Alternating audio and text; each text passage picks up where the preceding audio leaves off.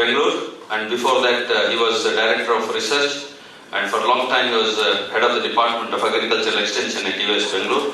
And Dr. Neelam Khetrapal, who is another Emeritus Professor from Hisar. So these are the two rapporteurs of this technical session too. Without taking much of your time, I request the Chairman to conduct the session. Thank you very much. And the distinguished speakers in this session are Dr. B.G. Mukhopadhyay, who was former Chief General Manager of NABARD. Dr. Mukhopadhyay, I just would like to briefly introduce Dr. Mukhopadhyay. Dr. Mukhopadhyay is my classmate at IRI, and he was my predecessor, President of Postgraduate School Students Union at IRI, PGSSU.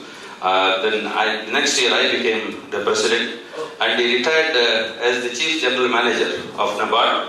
In fact, when there was a campus recruitment for development officers of NABARD, when we were doing a PhD, third year PhD, we went for an interview, and they selected 100 officers all over the country, including IARI, IIM Ahmedabad, and the Indian Institute of Science. So out of 100 officers, Dr. Mukhopadhyay topped the list. He was number 1, I was number 2. I followed him. Because he was my predecessor president, I followed him as a president. Again in NABARD, he was number 1, I was number 2. He was posted to Calcutta, I was posted to Mumbai. He continued in NABARD, I discontinued in NABARD. So I resigned because I didn't like the nature of job. I quit and joined the university as associate professor. And he's a trainer and farmers, bankers and government officials. And he's a voracious reader. If you go to his house, you will only see books. Because his wife complained to me several times that on the day when he gets the salary, he will draw all the salary, go to book house and purchase the book. And she was crying, this fellow doesn't bring anything home. Why can't you tell your friend that at least spare some time for running the house? So that was the state of affairs. And anyway, it is hardly fine to to sleep even on his cot. You will just see books and books. And he can speak extempore on any aspect, because sometimes if I have to go somewhere for giving a talk on some difficult task, and if I am asked to speak, then I will ring up and tell him, this is the topic I am going to speak in next day, and send me some material. He will instantly write something and send it by mail. So that is the dependency which I have on Dr. Mukhopadhyay. And he has done his masters in OD at Bowling Green State University of Ohio, and he has visited. Maybe after this program he is going to, which country? Malaysia. Rome. He is going to Rome. He is on the move most of the time. He is an international figure. He attends several, he is invited in several countries for many conferences and all. You can see he got an international award also just two years back. And he worked as a faculty at the Bankers Institute of Rural Development, which is located in Lucknow. So I can speak any length of time on Dr. Mukhopadhyay, but time is the constraint. So with this brief introduction, probably I invite Dr. Mukhopadhyay to speak, and my special request to Dr. Mukhopadhyay is restrict to timings of less than 20 minutes. This is the only request. Otherwise, you will go on speaking for 2-3 hours. Please, because you have to care for others' time also, please restrict your timings. Thank you very much. Dr. Mrinalini to welcome the dignitaries on the dais, chairman, co-chairman and the rapporteurs of the...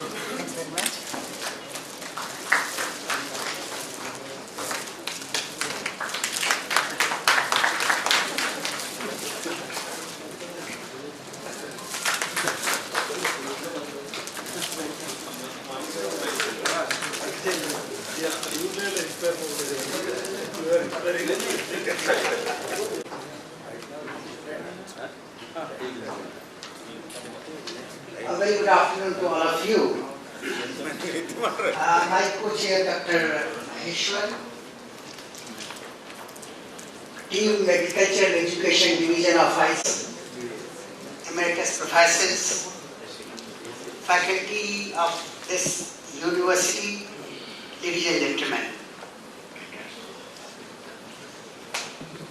I deem it a privilege to be a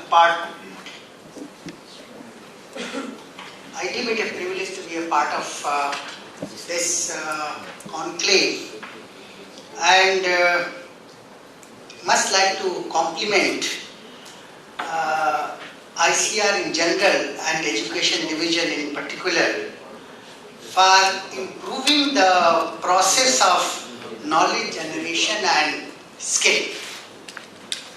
It is really a sight to see the team education division working.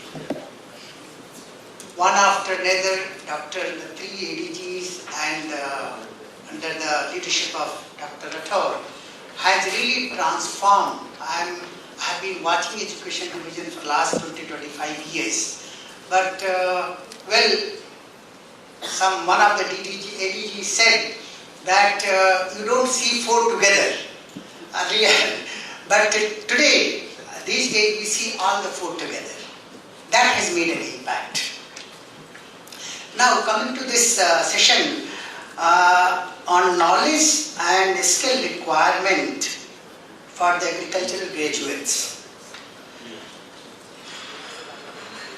I have two questions and I would like that we all address these two questions. Number one is, all our graduates equipped with the right knowledge and skill? I think there has been a lot of change, we have seen, witnessed. But are the graduates, our agricultural graduates who are producing, are they equipped with the knowledge, required knowledge and the required skill? And number two is agriculture serves 3 times a day, or maybe 4 times a day: breakfast, lunch, tea and dinner. But farmer's son doesn't want to be a farmer. Why? The glamour which we see in management, in medical, in other sciences, why not in agriculture, which feeds us? And believe me, if we don't have enough food grain, we can't eat, IT and gold and silver and all that. So food is so important for us. Now, I would like you to also think further. Let us compare our ICAR with ISRO. ISRO, when cryogenic engine the technology was not being given to us last 30-40 years back, they developed indigenous technology. And today, the satellites from various other countries come to India and then we are putting it in the orbit. Second one is IT. Development in IT has been so much in the last 30-40 years. We have indeed done a great job in the last 50 years. From Green Revolution in 65 to say 50 years have passed almost. And achievements have been really a laudable achievement. We can all take pride in that. But also remember that next 50 years are going to be much, much tougher than what we saw. It was easy to increase production, productivity, area and all that. Relatively much easier. But now the growth is going to be very slow. So we need to come out with a new technology, with new knowledge, and that is where we have to address ourselves whether we are imparting that knowledge and that technology to our students. And if we think we are not, then we'll have to revamp. I'm glad to see, or I'm delighted to see so much of a change, but I think much more changes is required. With these few words, me and my co-chair, we have a division of labor. I thought I'll introduce the speakers and start the session, and Dr. Maheshwar has very kindly agreed to conclude the session. But before I call upon Dr. Mukhopadhyay, I would like Dr. Maheshwar to say a few words if you wish to. Good afternoon, friends. Well, at the outset, the choice of the subject for deliberation is quite apt. In the sense, now the arena of past agriculture required to be focused in different context. That means the earlier scholarly advice need to be fine-tuned, or maybe you have to redefine as scholar to entrepreneur. Another step is scholar to skillpreneurs. Maybe that's where we have to make this 21st century and further the agriculture education to have a new paradigm shift. I'm sure that you all agree with me that the skill part, which is supposed to be the core of the agriculture, as started in the 1850s, also emphasizes the practice. It's beyond preaching. So such being the case, as of today, the estimated percentage of skills in the agri sector and with the Indian scenario is less than 5%. So such being the case, the skills are a core part of the this entrepreneurship. Thanks to Government of India, which has come out with a lot of programs to promote skills, and through this agri startups and Skill India, etc. So such being the case, it is already now the industry is now showing a lot of emergence with respect to conduct of lot of hackathons, wherein the skill promotion is being taken up as a campaign. It is now going to be institutional one. So I am sure that over a period of time, from now onwards, let this 21st century be in the agriculture education focus on practice and practicals.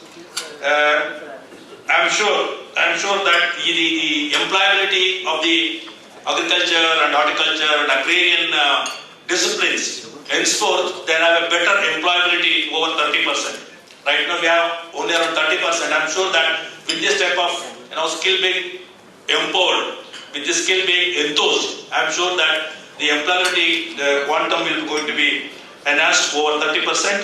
And I am sure also this skill is the one area, it's not only the production, from the perspective of primary processing, value addition and beyond, it calls for the skill enhancement. Now to address malnutrition as per the SDP goals and also to support the primary processing, now it's time for everyone, including the modification and upgradation of the curricula, syllabus and pedagogy, also required to be focused on these agricultural skills.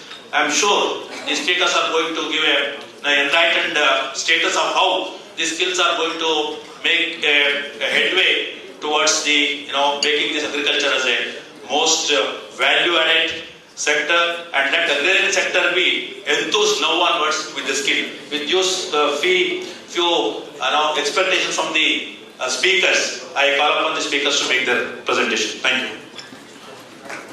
The presentation is on Reskilling Digital India by Mr. Lohit Venubaka, Assistant Manager GHRU. May I request Dr. Venubaka to come?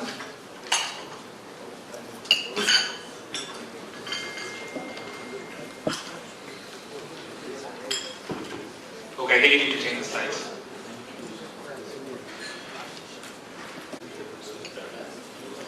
Okay, good evening everyone. My name is Lohit. So, I am basically an assistant project manager at eAndhra project. This is a project part of IIT Bombay, and the PI for this project is Professor Kavi Arya. So he has made these slides. Due to some personal reasons, he was not able to make it for this event. So I'll be presenting this talk. So eAndhra is basically short for engineering and electronics with machinery. So eAndhra started as a project to train students in embedded systems and robotics. Right? So we started this eAndhra 5 years back. Since then, we are moving towards entrepreneurship as the main goal.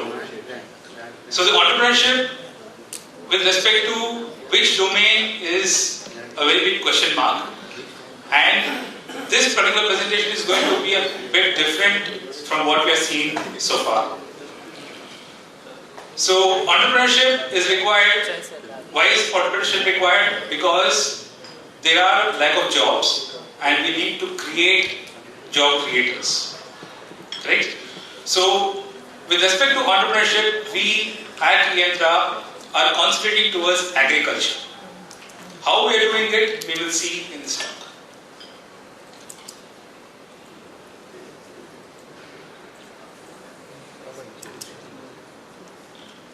So this is to summarize why do we need entrepreneurship? Because of the economic growth and the cost because of importing, we need to create more and more products that are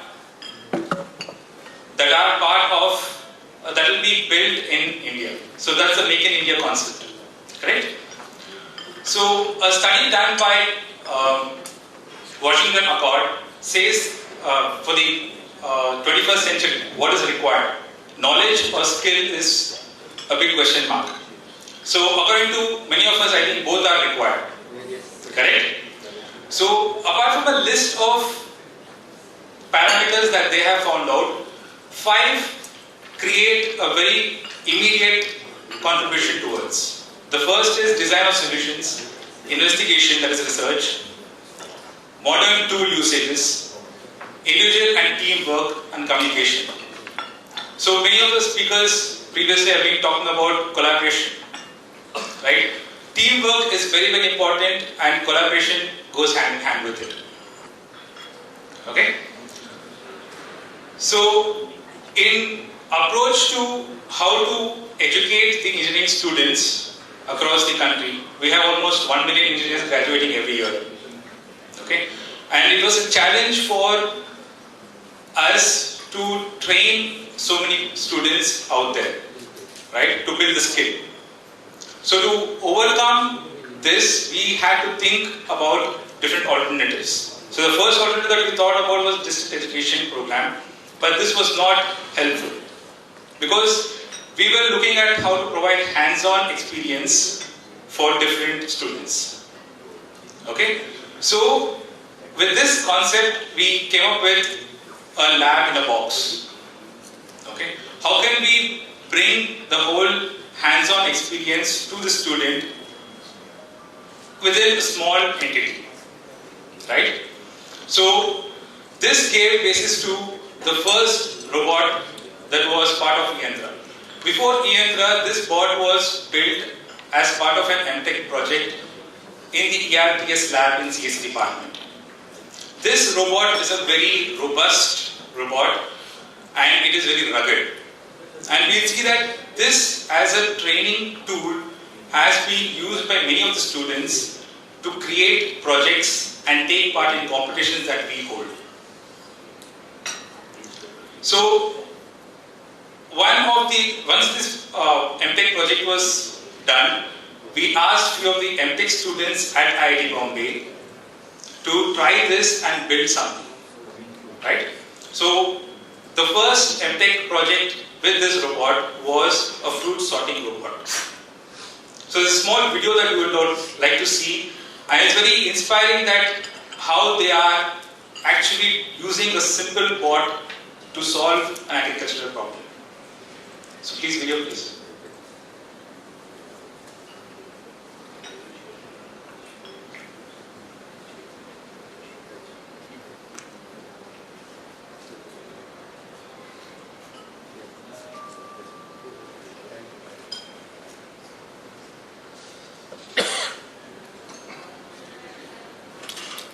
Okay, so these are MTech students. So what they have done is they have built a mechanism to detect fruits and sort them with their respective bins. So they are not directly fruits, this is a prototyping project. So they have taken different colored ball and they have done some image processing. Using this image processing, they are going to segregate it based on what kind of fruit it's going to be, right? So then we saw that it comes as a camera right there, or right at the top there, the black, that does the image processing and it moves the conveyor container to the respective containers. Okay? So this is done completely by MTech students using just that robot.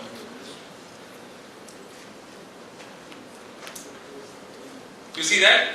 Initially it was a yellow ball, so it was going to the left container, and then it's a green ball, it moved to the next container. So this all is done through image processing. So why I am stressing this is, there is a need of engineering and agriculture to come hand in hand. Right? This is only engineering, but it's not restricted only to engineering and agriculture.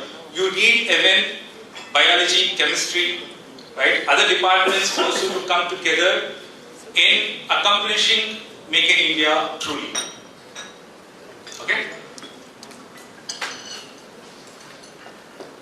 Once we saw success in this MTech students, we put forth a proposal to MHRD to give funds to take it to the colleges outside. So in 2009, as a pilot state, we conducted workshops for faculty, and we have trained nearly 30 to 40 faculties with this bot and conducted a kind of a competition. Okay? And this competition was very difficult to handhold because the number of registrations that came in to us was large in number. So we had to work out with a different model. Okay? So the way we could do it is create a competition that involves students. When we create a competition, students are more pulled in so that they can take part and create awareness amongst themselves. Okay? So our PI, Professor Kavi Arya, is very much involved and inspired in agriculture. So the first robotics competition held was an agricultural theme based. Okay? So this is the rough map of the complete registrations from the last year. So we have a lot of registrations, a lot of students taking part in these competitions. And most of the time the competitions, every year it happens, and we had the 5th year of competition in 2017 of March 22nd. So ever since, from 2009 onwards, we have different themes being conducted, and most of the themes are related to agriculture. Okay? So we will just see one of the video where we have seen BE students conduct projects to fulfill the themes.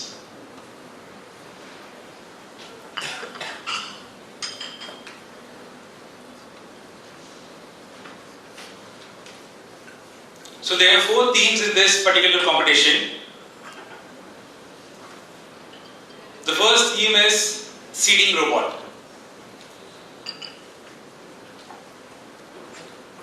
There's no volume.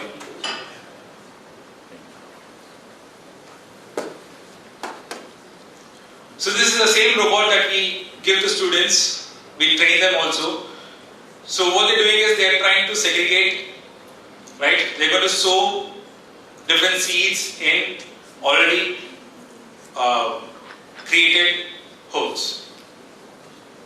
The next is weeding robot.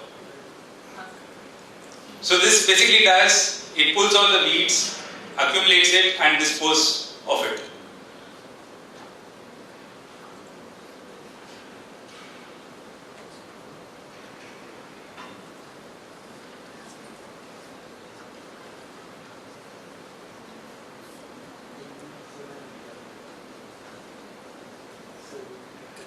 All this is done by the students. They are all BE, first, second and third year. We have very active students. They think very creatively and give a mechanical solution to most of the problems. This is fertilizing. So you can see how the story grew. First, we sowed some seeds, then we checked for weeds, and then we are fertilizing it.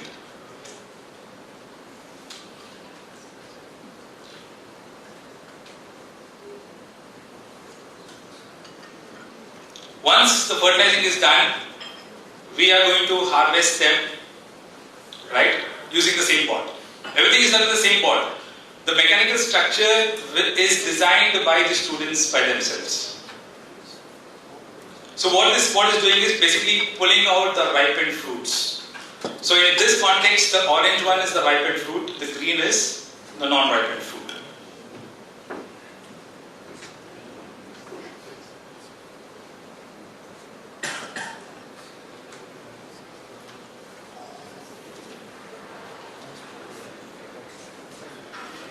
So again, I would like to stress that this is purely done by PG students. All that we provide to them is resource as to how to use the robot. Correct? Back to the slides.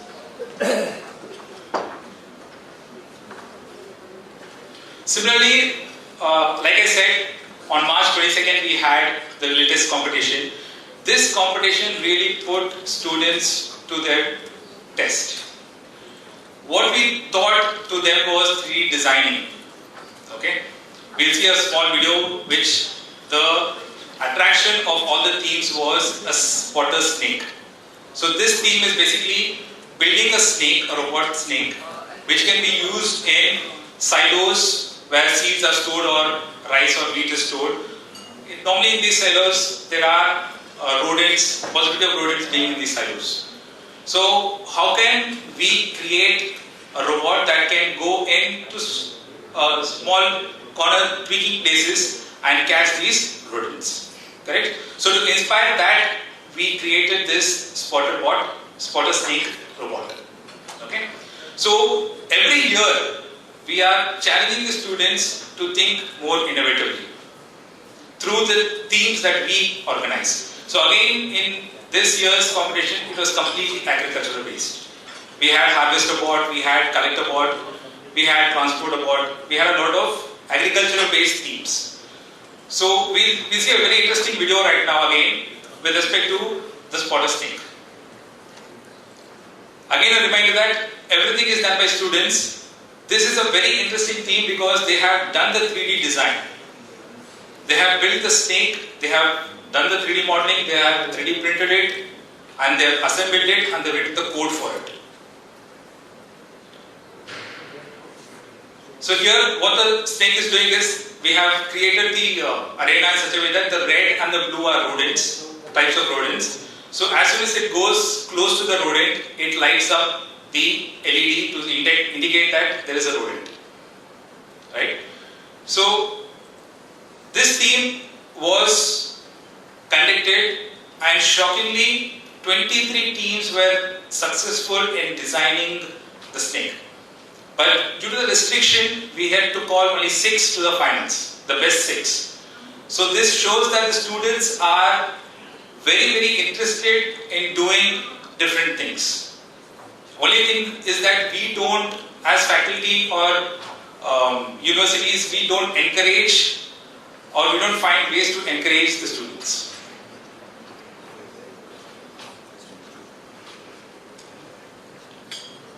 So it sees a rodent there and it just lights up the red color. So this is the latest competition video.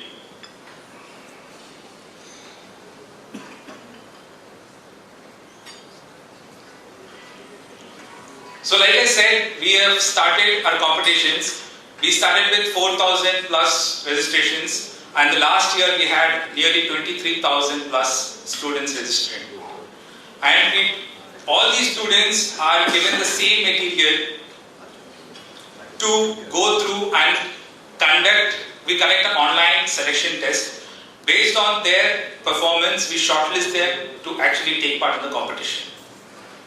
So apart from this 43,000, we cut them short all the way to 4 per team, and we don't take more than 5 teams. Right? So we have maximum 35 students at the max for each team. Understand, right? So with this robotics competition, what we've done is we have touched nearly 508 colleges across India. So this shows how interested the students are. Like I said before, addressing and training these students is a challenge. So what we came up with is an initiative called Yantra Lab Setup Initiative. So what we do is we are setting up Yantra labs across India so that we can train the faculty in that college, and the faculty will in turn train the students to take part in these competitions. So with this we can outreach to a lot more students compared to we doing it directly. Right? So with respect to the target given by MHRD, initially we started with a target of 500 colleges in 3 years. And with that 500 as a target, we were able to accumulate 223 colleges as ELSI colleges or hubs for Yantra across the country. So right now, as of now, the current count is 280 labs and still growing. Our current target is 1000 colleges by 2020. And we have covered almost all the states. It clearly says that 24 states have been covered. And majority of the colleges are from Maharashtra and Tamil Nadu. Now this must be interesting. During the course of this competition, we thought that farm setup should be done in all the engineering colleges. So we started this Yantra Farm Setup Initiative last year. So we came up with an IoT test bed, and we are concentrating on IoT as a solution to agricultural problems. Okay? This gave birth to Krishi Yantra, K-Yantra in short. So most of you may not know what IoT is. IoT is basically collection of data from different sensors. We accumulate them, we send it off to a remote cloud, and then you can do some processing in the cloud. So all of this infrastructure is already built in our lab. And we, as Yantra, are providing education to different colleges. We have deployed this model to all the engineering colleges. And I'm very happy to say that just in 1 year, we have 8 colleges actively taking part in this initiative. So this initiative mainly concentrates on converting all their solid waste by composting, and then using their terrace as gardens. Okay? We'll see a set of photos from the different colleges that have already set up all this. So what we provide as part of this initiative is, we teach them how to create compost and create Amrit Mitti. And using the Amrit Mitti, they will create troughs for growing. Okay? And to actuate the irrigation system, we have wireless valves. And to take the sensor data, we have sensors. All of this know-hows will be given to faculty and students who become part of Yantra. So this is the complete setup that we have done in IIT Bombay campus. And this is also being copied in many of the colleges. Like I said, 8 colleges are already taking part in this activity. And this is the farm on CSE department terrace. So if you all are coming to IIT Bombay, you can definitely visit the CSE terrace farm. And like I said, these are few snapshots of the farm that the engineering colleges have set up. Few have set up in their open space, few have set up on the terrace, right? And they are making use of the wireless sensor valves that we have given and the sensor nodes to collect information. So sensor nodes in the sense that we are basically accumulating moisture, air temperature, air humidity, right? So all of this will be pushed to the AWS cloud service that we have. So what are the different research that we are looking at is a broad spectrum. And And none of this is restricted to engineering or technology. All of this can be used in any domain possible. Correct? So even this research areas can be used in agriculture also. Similarly, we had to invoke the interest in students. We started this ideas competition where we asked the students to exhibit their proposals and their project implementations in a common platform every year after the competition that we have every year. And this is a very interesting initiative called the Yenta Symposium, where we ask all the teachers who have been trained to come and share their know-hows, what they have learned and what we can give them more through the Yenta initiative. So the whole Yenta initiative is basically empowering engineering students using project-based learning. So what is the impact for this? It raises self-confidence and technical skills in students. Okay?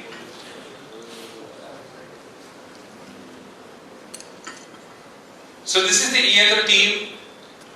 It's a total of 30 members. And we are completely hand-holding the 280 colleges to take part in all the different initiatives that we have. Right? So I would like to conclude the talk by saying, I'm rephrasing everything again. Problems that occur in one discipline may be solved by other disciplines for sure. So we should come together and be part as one to create more entrepreneurs and make in India happen. Thank you. Thank you for a wonderful presentation.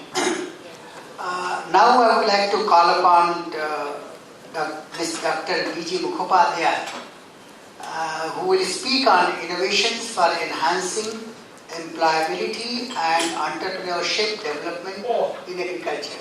Dr. Mukhopadhyay, please. Excuse me, sir. With due respect and permission of the chair, I just would like to make a sincere announcement. Like when you would visit tomorrow, we would show you some of our creations. That is what. Thank you. Good afternoon. It's really a wonderful opportunity. First of all, I would like to thank the host, G.D. Rai Sunny University and ICR, and my friend Dr. Chetty, who has spoken profusely about me, which I don't deserve. I also felt intimidated to be in a gathering where galaxies of vice chancellors are there, who themselves have led the university system, which is a knowledge generation system. And I was just thinking that what I will be speaking to them, it will be some sort of a novice who is speaking to a very experienced person. But then I took the courage that in lieu of telling something which they know it, I should bring some personal narratives so that it becomes much more lively to them, like what I tried to solve the problem within the existing system of ICR research system, teaching, research and education. As an employee of NABARD, when I headed different ROs, regional offices, particularly very disadvantaged regions of the country, Jammu and Kashmir and Arunachal Pradesh. And this is number one. And number two is that normally I don't like to present on that PowerPoint, because I'm not a very follower of PowerPoint, because I know power corrupts and PowerPoints absolutely. After some point of time, you never know that which slide who has shown it. So I wanted to connect with the people, but as a matter of statutory consideration, I thought that I should put it. Then I told one of my colleagues, these are the ideas, you just put it on some slides and give it, because I don't know that how much it will add to your knowledge. But just I have kept it for your perusal. But I will just try to bring my understanding on the subject. I have done my doctorate in agricultural extension, but unfortunately, incidentally, I joined in NABARD. Chetty has gone to the university system. Whenever I have gone to the foreign universities, I was a Asia Pacific Leadership Program in East-West Center in the University of Hawaii. So they were asking, are you a banker? Because in your presentations and others, you don't seem to be a banker. Debit, credit, and all those very conservative kind of an outlook. And the second thing is that there was, when the course coordinator was conducting program, so there was one management guru, I should say, lady who came, and everybody was asked that, do you know about this person? We have the guys from Harvard and other universities. So they could not tell. Then they asked me, my course coordinator knew it, the Venu will answer something like that. Then when he asked me, Dr. Nick Barter, Venu, do you know this lady who is coming about her personal profile and all that? I said, I know very well. Then I told about her, and then he said that, how do you know it? I said, I know not only her works, but I have met her also in the US university. Then he said, you be there, with her when she comes to the campus, so that you can tell. Then I had an interview with her. She was Margaret Whitley, and she has written a wonderful book on leadership and the new science, which was just one of the best books in the Financial Times. And I had also an interview with her. When she wrote the book, in fact, the Oval House, under Bill Clinton, asked his colleagues that you must read these books, what she has told about the leadership. Leadership, there are hundreds of theories, but basic thing is that when you come as a leader, like Vice Chancellor of the university, then most of the theories don't work, because when you see the practical situation, you find that keep aside the theories, and the practice is entirely different. I also believe on that here, because many of the theories which they preached from the Harvard or MIT case studies, it doesn't appeal to me, even though I studied abroad. I have worked in Bill Gates Foundation in education, and I found that many of the things which our people do it in our Indian context in a very remotest area, those are far more relevant and those are far more contextual. I met one gentleman when I was an education intern in Bill Gates Foundation. Sorry, I'm a little digressing from that, but I'm just telling the context. So he was a mathematics teacher. Mostly the American teachers in the maths school, they're very bad, and they just end up, many of the students, when I was interviewing the teachers in the American schools, both because it was funded by Bill Gates, he was trying to break the big schools into small project learning, e-learning, magnetic schools, chartered schools, voucher schools, all kinds of things. So I was asking that, what is the status of mathematics teaching here? They said it is horrible, students don't go there. Then I met one teacher, Indian teacher, and incidentally he is from Andhra Pradesh, Telugu teacher, maths. You know that Andhra Pradesh, still the tradition of maths and statistics is the best in the country. Because I was in Andhra Pradesh, I know, I have met, and you go in any US universities, including Microsoft, 30 to 40% are from Andhra. Why? Because maths and stats are very strong in their itself. Education my son was studying in a very obscure school, but the kind of teaching they used to have it in Andhra Pradesh, it was far better than the best of the so-called American schools and other schools. So we should not have any hangover that whatever it is foreign or alien or US or Harvard, these are very good and our people are producing junk. That's not true at all. I find that we need to come out from this paradigm. And that is where I would like to suggest that let us innovate from our own system. Necessity is the mother of invention. And from that necessity we can come out of this innovation, how we can structure our content of learning so that we don't become irrelevant. It was correct when land-grant universities were set up, then we came up with a particular year that was the feeding the population. As Dr. Rajan has correctly said, that the first, agriculture one was feeding the people, and then the agriculture second, feeding the people for our countries, for the entire world. But now the agriculture is feeding the future. USAID has a program feeding the future. So how the future people get the food, access to food and other, for that our agriculture system, university system, how the education, teaching, learning and the content should be changed. That needs to be, I think, looked into properly. And that is where I feel that we cannot change the behavior by calling the sadhus or saints or other. What we know from the knowledge of economics, you have to change the incentive. Incentive change the behavior of the people.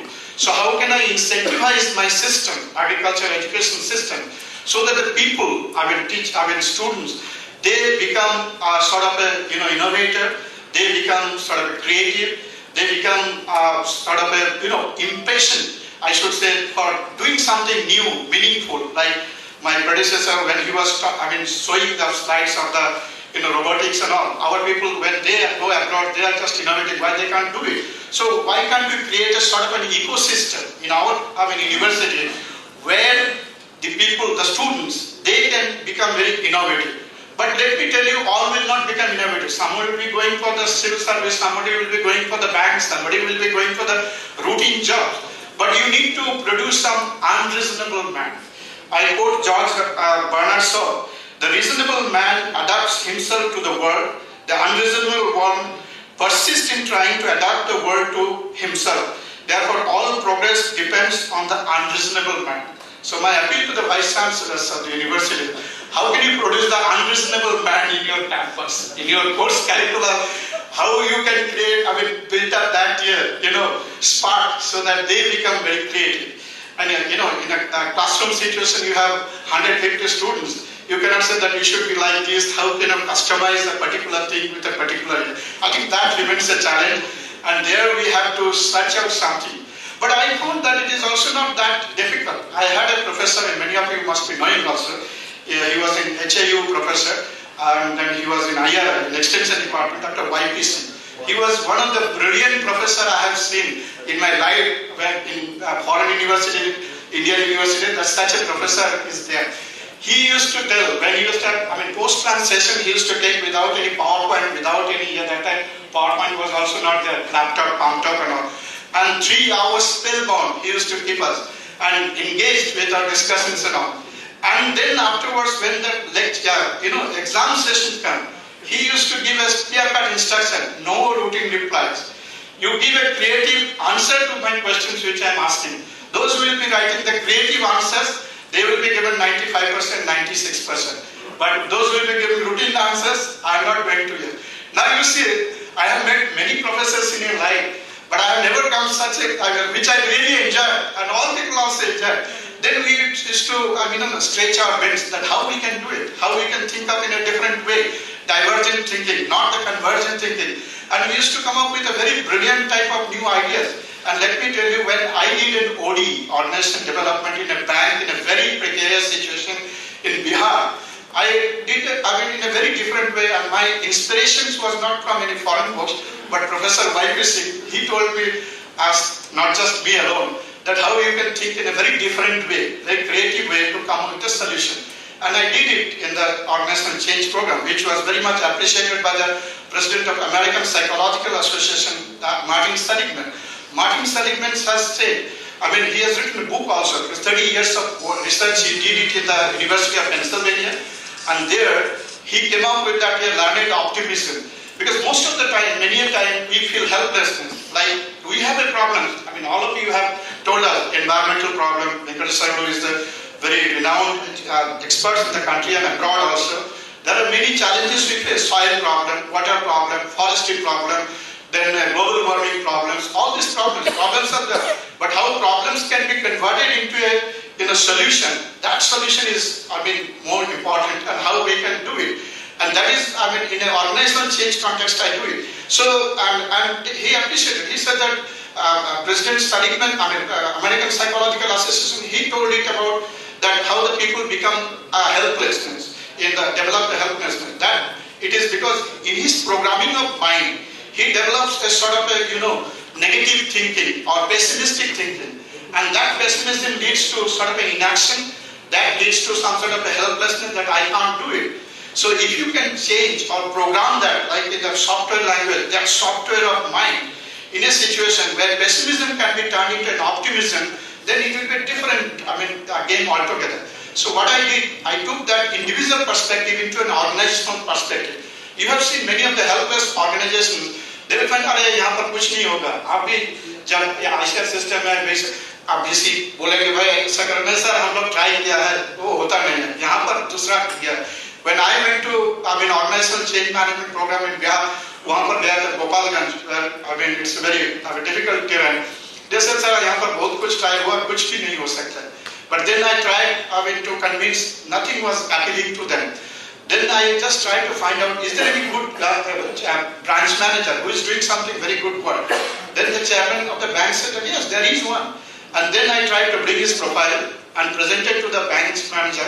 do you know, how he is doing it? He said that he is one amongst us. So I said that how he is doing. He is not from abroad, he is not from South Malabar Gramin Bank, he is not from Prathama Gramin Bank. How he is doing it?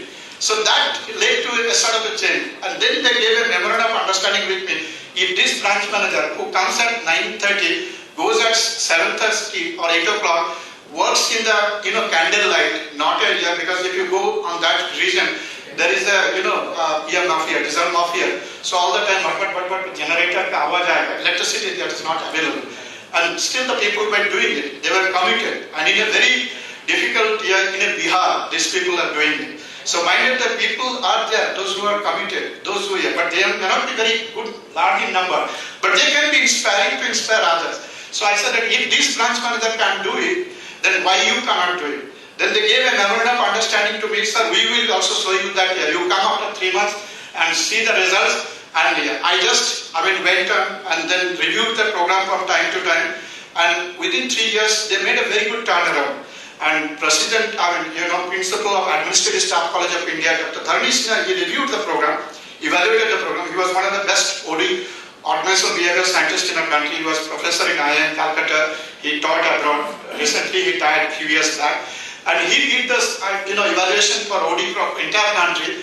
And he said that this was the best year. Then he, called who has done it. Then I just made a presentation and he was absolutely thrilled. And he said that your work really deserves a prize abroad. You should try it. First year I didn't get it. Second year I gave all evidences from myself, from the bank, from the third party evaluation, and I got the award. And Professor Golemboski, he was a professor in political science in University of Georgia. He said that Benu, you could take your work further because it has got a spot. What I wanted to be not to, exaggerate by what I have been telling, I am doing. Basic thing is that here itself we have to find out the solution for our problems. Nobody else will do. No gods and goddesses will do. And we have the people. And I believe that whatever the system, human system, resource system in our country it is there, it is absolutely brilliant. There is no doubt. If somebody said that capacity nahi hai, ability is required to recognize the ability. If I don't have the ability, then I say, किसी को काम नहीं है, उसका कुछ काम आता नहीं है, he is useless, he is waste. But if I have the ability, then I can understand that he has the or she has the ability. So that is the first fundamental here, which needs to have a paradigm shift in our human resource management also, attitudinal change. And third thing, which I found it, from my work in that, in Arunachal, Krishi Vigyan Kendra was there. Earlier there was a reference on the Krishi Vigyan Kendra. And I brought it to the notice of our NABARD board also. Secretary Agriculture was there, Secretary Finance was there, Secretary Rural Development was there. And I said that those people who said that in ICS system nobody can do it, here is one KVK, I can guarantee you, you just go and see how with a bunch of young people, when I landed up in Itanagar, it's a very small place, I talked to that which are the resources are there, then I met that Krishi Vigyan Kendra, very young talented fellow. They were sitting idle because they want to do something but they don't have the money. So I said that you have the talent, I have the money, let us try to do something.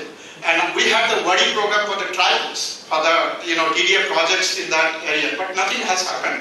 They said that there is no NGO. Then I said that ICR itself is an NGO because it is registered under the society and it has floated a KVK, so I will support it, and we did it. And you will be surprised to know that it is running very well, and I asked many successors that how it is here. Is there any fraud? Is there any misgovernance? Is there any malpractices? Nothing of that sort happened. And within the existing system, if we can do it, then why? What I did is just only bringing the NGO in that I just brought the KVK as a service provider. For the technical service provider. Uska niche ke I kept the NGO, then the farmers club, then the farmers, and it worked wonderfully well. So here is a small tweaking of organizational innovations I did it, nothing else. And I found with that itself, it could make a remarkable change in many of our schemes, like NABARD scheme or the tribal development program, and we did it. I had a lot of arguments with my office, that head office, that there is a circular and all that. I said, Goli Mara circular. So I see that this is the context, and this is the way I have to go ahead, and we have to help and support the people. And it worked wonderfully well. So the long and short of this issue which I am trying to bring in this forum is that innovations has to be done based on the necessity of the people. If you feel the pain, because if there is a pain, if you feel, you try to address that pain from your side. and then you will come out that what could be the alternative. Then you come out with this idea how it can be a business solution. Then you come out how the business solutions can be executed at the farmers level or the people's level. Honorable Prime Minister has given a call for this doubling of farmers' income. The first thing I did is, yes, it can be done, because daily lot of think tanks, professors, they say, no, 3% growth rate, 2% here, kuch nahi. That is a macro level. I am taking 10 farmers, I will show that how 10 farmers' income can be doubled. But micro level to hum to karenge na, bottom up. Why you have to think up from the macro level and all that? And I told many of the think tank people, I know everybody in the Delhi capital, because I studied there, I was a student union leader. When Arun Jaitley sir was there in the university, Delhi University, I was in the IRI, and I set up a study circle, and I am very happy that Rathore sir has done so much, and his colleagues also, for the scholarship enhancement. That time from 350 to 700, I had to lobby. I struggled. I lobbied with that time H.N. Boguna was there in the opposition, then Charan Singh Saab was there, and most of the leaders I took it, and then they raised the issue in the parliament. We also made some alabullah, and then director and all, ultimately they acceded. But now the situation is much more changed, because the government is very proactive to help it. The Prime Minister is very proactive that the things should happen. And now we should grab this opportunity. And Patil Sahab is there, who is very much a farmer-friendly Vice Chancellor. When I saw him first thing, our chairman Nabard was telling that this is one Vice Chancellor I see, that when the farmers are coming to seek his advice at 10 o'clock in the night. So that is the type of concern which he has got. So many of you are also having it. The basic thing is that if I feel the pains of the people, do I have some sort of a engagement with that pain so that I can translate that pain into an opportunity to relieve that pain with some innovative products, services, processes, technology, and whatever it is, and can create a good business model. I think it is possible, and many of the people who have been doing work in the university system, I'm very much encouraged that it is very much possible within this realm. Within this given role space, we can do it. Only thing that we must engage in, collaborate, co-create, and have a dialogue, not just working as a silo with one another, individual. Lab to lab, why we are telling? Because we don't have any communication. So let us engage in the communication. And with the concept of David Bohm's dialogue, I should suspend my assumptions about you. And when I communicate with you, then I am not going with a stereotype and with a lot of packages. Then I can really establish authentic communication, and we can really search a solutions for the problems which we are confronted with. Thank you very much.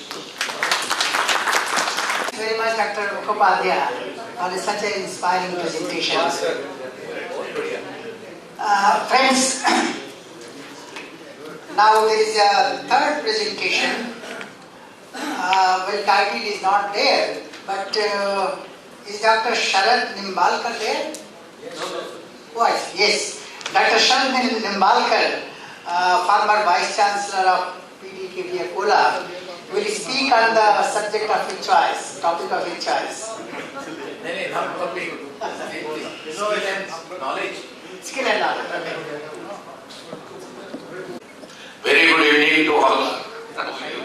Now you are not in a mood to listen, but give me 5 to 10 minutes to deliver what I am to speak about. I am not going to talk on mostly the bookish or with the reference. What I would be speaking about is my own experience and what I feel particular about the education, the formal education, the education in India has been explained very nicely by the DDG, Honorable DDG, and other aspects of the state of agriculture of the country has also been given and enumerated, illustrated nicely. But what I am to say, and many of the things which are to be reformed have been also been given, and there I like it one, that is a scientific societal responsibility is to be created in our country from the educational point of view. Because it is missing, totally missing. Not only that scientific societal commitment, but societal commitment to the agriculture and the plight and agony of the agriculture, and therefore all the problems and the issues which have come up in the country, and that has terminated into such a by inclemency that near about 4 lakhs of the people, the agricultural farmers are to commit the